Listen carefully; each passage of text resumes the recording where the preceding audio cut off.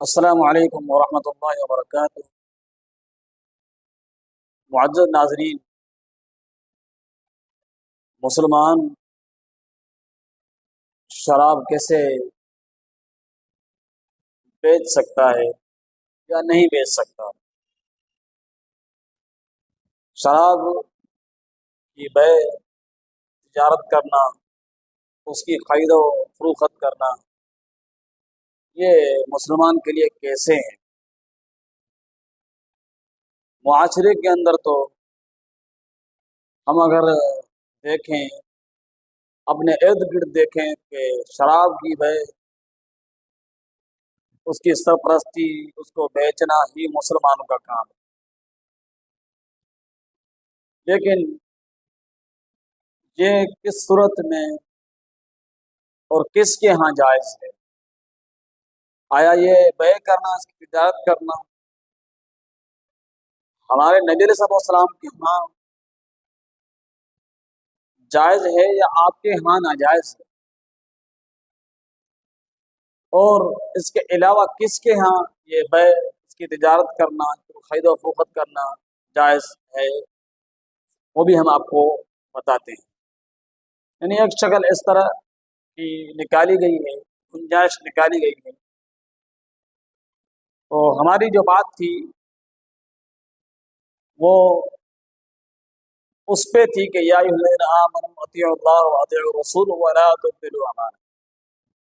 یعنی پیغمبر صلی اللہ علیہ وسلم، اللہ تعالیٰ اور اس کے رسول کی اطاعت اور اپنے اعمال کو برباد نہ کرنا، ہماری بات اس پہ چل رہی تھی۔ تو اس سے ملی ہوئی جتنی بھی احادیث ہیں اس بات پر، اور جتنے بھی اعمال ایسے ہیں جو ہم کر رہے ہیں اللہ کے پیغمبر صلی اللہ علیہ وسلم کی مخالفت میں، اللہ تعالیٰ کی مخالفت میں اور اللہ کے رسول کی مخالفت میں، اب یہ جو عمل ہم آپ کی خدمت پہ پیش کرنے لگے ہیں تو انہی اعمالوں میں سے ایک عمل ہے جو ہم پیغمبر صلی اللہ علیہ وسلم کی مخالفت میں اعمال کرتے ہیں۔ آپ نے صلی اللہ علیہ وسلم نے سے بخاری کے اندر یہ حدیث موجود ہے، سیدنا جابر رضی اللہ عنہ کے حوالے سے، کہتے ہیں فتح مکہ والے دن، مکہ والے سال، اللہ اکبر مکہ اللہ میں اللہ کے اکبر۔ رسول صلی اللہ علیہ وسلم فرما رہے تھے کہ مردار، خنزیر اور شراب کی تجارت کرنا یہ حرام ہے۔ اللہ کے نبی صلی اللہ علیہ وسلم نے یہ مکہ والے دن آپ صلی اللہ علیہ وسلم نے فرمایا۔ صحابی رسول جابر رضی اللہ تعالیٰ عنہ اس حدیث کو روایت کرنے والے ہیں۔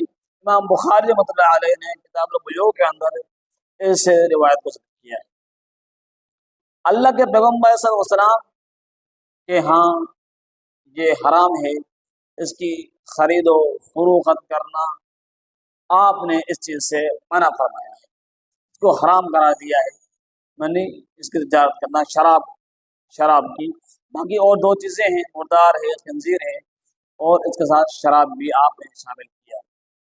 ہمارا موضوع شراب ہے، تو شراب آپ نے حرام کیا ہے، اس کو بیچنا، اس کی تجارت کرنا۔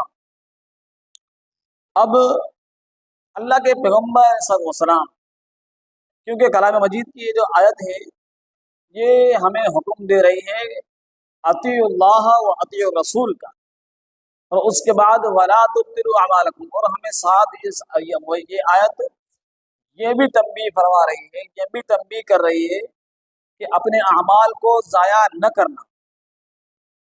اب ہم معاشرے میں اگر ہم دیکھیں کہ اللہ کے پیغمبر نے فرمایا ہے کہ شراب کی بے حرام ہے، اور ہماری مسلمانوں کی کسٹڈی میں وہ شراب بنتا ہے، اور ہمارے مسلمانوں کی کسٹڈی میں وہ شراب بکتا ہے، اس کی تجارت ہوتی ہے، اور مسلمان ہی اس کو پی رہے ہوتے ہیں، اور مسلمان ہی اس کی تجارت کو فروغ دے رہے ہوتے ہیں۔ تو ہم یہ بتائیں کہ ہم نے آیا جو آیت اللہ کے کلام مجید کے اندر، اللہ کے قرآن کے اندر اللہ کے کلام کا حصہ ہے، اور ہمیں اس میں یہ تنبیہ کی گئی ہے، ہم کو بتایا گیا ہے کہ اپنے اعمال کو ضائع نہ کرو۔ ایک تو پھر ہم کالے کو سفید کرنے کے لیے جو اس سے کماتے ہیں، ان کو جو اچھی اسلامی جگہ ہوتی ہیں ان میں خرچ کرنے کے لیے ان پیسوں کو دیتے ہیں تاکہ ہمارا جو کالا ہے وہ سفید ہو جائے۔ یہ صرف ہماری غلط فہمی ہے۔ اس طرح سے اگر ہمارا کیا ہوا کالا سفید ہو جاتا تو یقیناً صحابہ کرام کے دور میں، اللہ کے رسول کے دور میں بھی اس طرح کے بہت معاملات موجود تھے۔ تو لہذا اب ہم آتے ہیں کہ شراب جو ہے کیوں تجارت کی جا رہی ہے، اس کو خرید و فروخت کیوں جاتا ہے، کیوں کیا جاتا ہے؟ ان کے ہاں بھی تو کوئی گنجائش کی دلیل ہوگی نا۔ ہاں، وہ دلیل دی جاتی ہے ان کو۔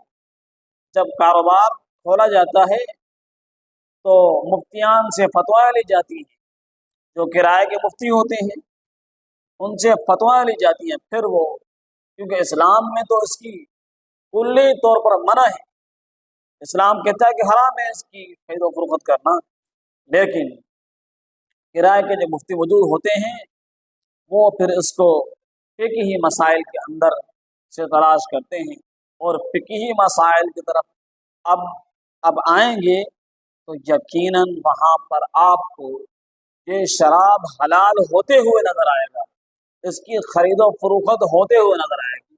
کیسے؟